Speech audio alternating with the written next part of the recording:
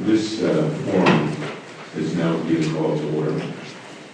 And I first want to thank everyone for being here today for this bipartisan panel to hear from victims of gun crimes that resulted from straw purchasing and other gun trafficking incidents, as well as law enforcement officials charged with combating these crimes. Our nation's first responders are often the first ones through the door at crime scenes. Far too often, these brave men and women find themselves on the wrong end of a gun barrel.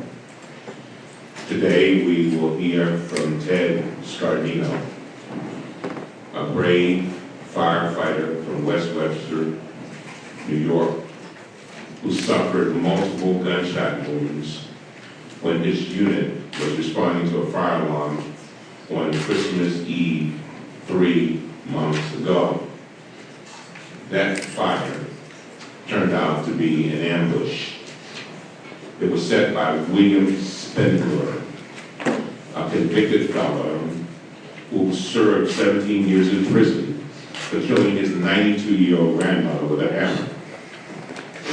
Despite his history of violence, Spindler convinced his neighbor to buy a 12-gauge shotgun and a Bushmaster rifle he used to murder 2 firefighters and injure 2 others, including Mr. Scardino.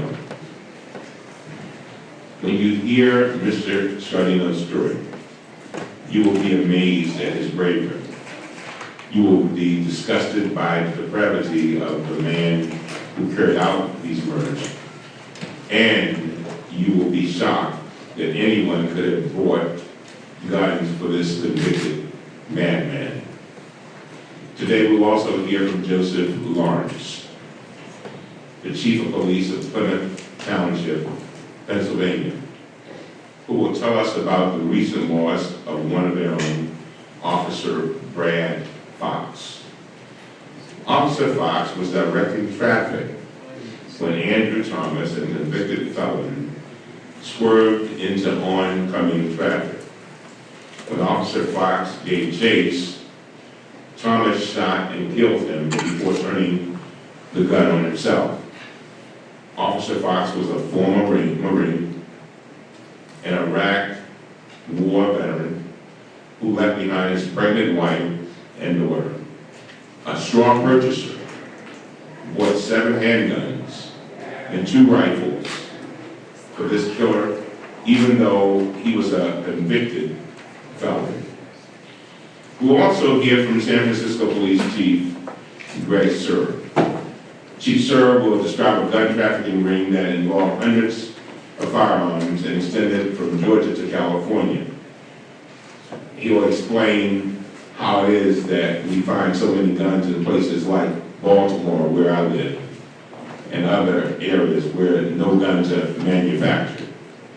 Many of these firearms were recovered from crime scenes across the San Francisco Bay Area, including guns in the possession of an armed robbery suspect on parole, a convicted felon, and multiple drug traffickers. I also want to extend a warm welcome to Philadelphia Police Commissioner Charles Ramsey. We know Commissioner Ramsey very well from his time here in the nation's capital. Today, he is here in the capacity as the president of the Major Cities Chiefs Association, and we appreciate your presence.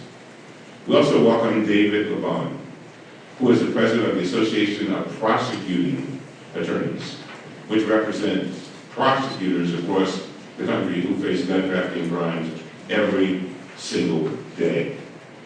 Before we hear from our panelists, I would like to recognize my colleague and friend, Congressman Scott Riddle,